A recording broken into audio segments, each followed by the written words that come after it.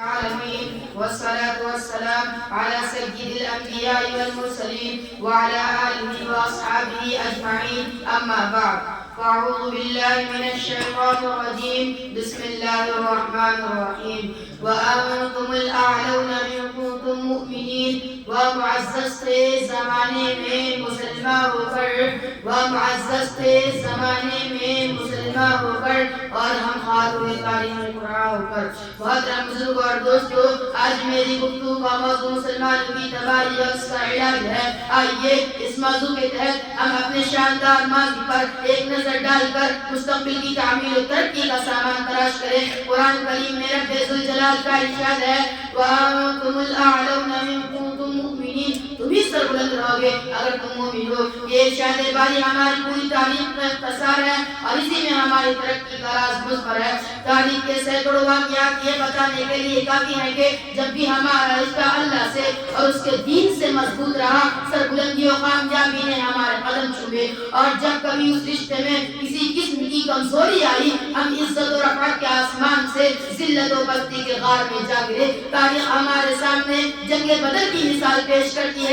جنگ بدر میں جو کامیابی ہوئی وہ صرف اسی رشتے کی مضبوطی کی بنیاد پر ہوئی ورنہ کامیابی ہوتی تو کفار مکہ کی ہوتی کیونکہ کفار مکہ تقریباً 1000 تھے اور بڑے جوش و خروش کے ساتھ تھے. ان کے پاس 700 اونٹ 200 گھوڑے نیز سب کے پاس تلواریں اور دیگر جنگی ہتھیار موجود تھے. ادھر ابو جہل عتبہ شیبہ ولید حنظلہ عاص حز امیہ بن خلف نبر بن حارث عبد المطلب جیسے شجاعت کے پیکر اور آزمودہ کار تھے. ادھر بیچارے مسلمان بے سر و سامان کل تعداد 313 سواری کے لیے کل 2 گھوڑے اور 70 اونٹ ہیں. ایک پر 3 4 آدمی سوار ہیں اور بعض پیدل ہی سفر کر رہے ہیں.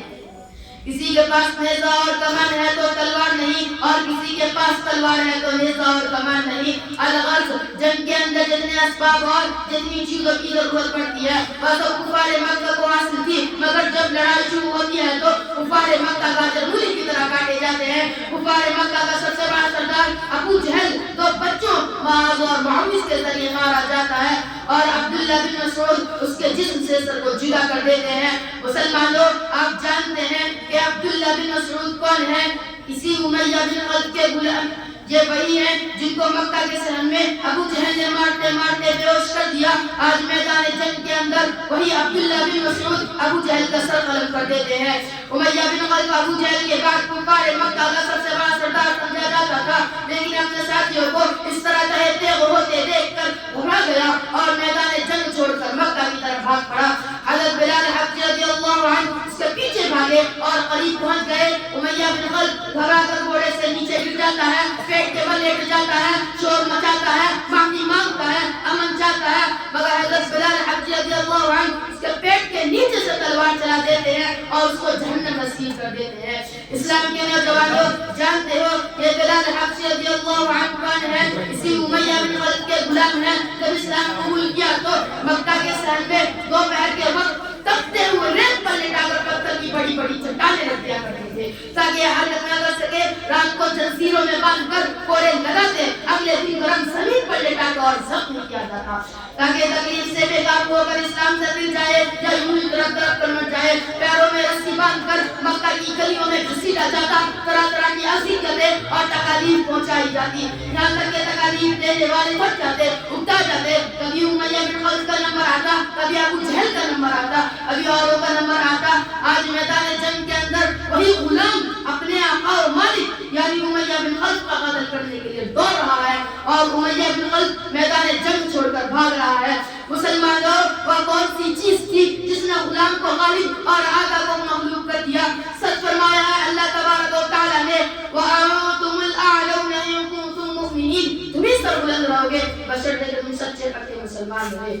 حضرات آج ہم اور تم اندلس کو نہیں جانتے حالانکہ یہ اندلس ایک وقت میں مسلمانوں کی سب سے بڑی طاقت اور حکومت تھی. پوری دنیا میں شان و شوکت کی شہرت تھی اور وہاں تقریباً 750 سال مسلمانوں کی حکومت رہی. اور آج وہاں کی حالت یہ ہے کہ نہ صرف یہ کہ مسلمانوں کو بے گھر کیا گیا بلکہ مسلمانوں کا قتل عام ہوا عزت اور حقوق کا پامال کیا گیا.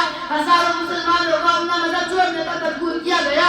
زندہ مسلمانوں کو زمین کے اندر دفنایا گیا. زندہ مسلمانوں کو آگ میں جلایا یہی وجہ ہے کہ آج وہاں کوئی کلمہ پڑھنے والا نظر نہیں آتا۔ مسلمانوں، حقیقت یہ ہے کہ ہم نے اللہ کی شریعت سے روگردانی کر لی، گویا کہ حضور اکرم صلی اللہ علیہ وسلم کے دامن مقدس کو ترک کر دیا۔ نماز ہم نہیں پڑھتے، روزہ ہم نہیں رکھتے، زکوٰۃ ہم نہیں دیتے، قارون کی طرح مال اکٹھا کر کے رکھتے ہیں، حرام ہم کھاتے ہیں، سود ہم لیتے ہیں، قمار بازی اور جوئے بازی ہمارا شعبہ ہے، شراب نوشی ہم کرتے ہیں، ناچ گانا بجانا ہمارا مشغلہ ہے، اتحاد و اتفاق ہمیں نہیں، اخوت و خودداری سے ہم دور ہیں، گویا کہ نبی کریم صلی اللہ علیہ وسلم کی کوئی بھی علامت ہمیں نہیں۔ نہ ہماری زندگی اسلامی زندگی ہے، نہ ہمارا طریقہ اسلامی طریقہ ہے۔ برادران اسلام، ہمارے لیے دنیاوی اور اخروی صلاح و فلاح دونوں ہی ضروری ہے، جس کا طریقہ میں چند باتوں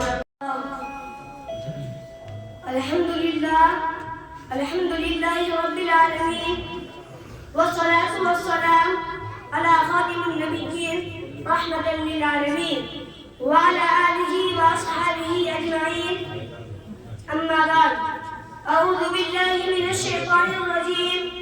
بسم الله الرحمن الرحيم. وما أرسلناك إلا رحمة للعالمين. صدق الله العظيم. برادران ملت اور شہدائیان رسالت،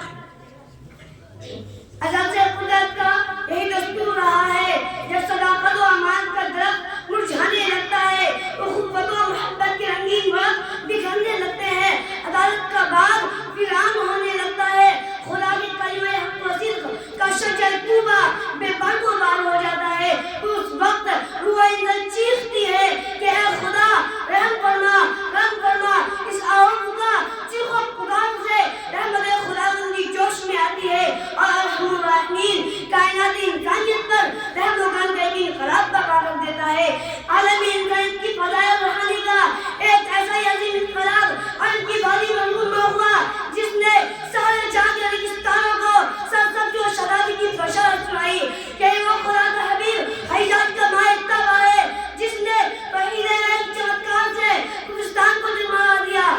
ساری دنیا پر اس کی رحمت چھا رہی ہے اور کیوں نہیں چھاتی؟ جب کہ رب العالمین نے اسے رحمت للعالمین بنا کر بھیجا تھا۔ وَمَا أَرْسَلْنَاكَ إِلَّا رَحْمَةً لِلْعَالَمِينَ۔ عاشقان رسالت جہاں ترسل نے ہمیشہ اعلان حقیقت اعتراف صداقت کی راہ روکنا چاہا۔ میں پیغمبر اعظم رسول اکرم صلی اللہ علیہ وسلم کی رحم و کرم پر کے انہوں نے ایسے موقع پر رحم و کرم نے اعلان کیا کہ زمانے میں شہادت یہ ہے جان دشمن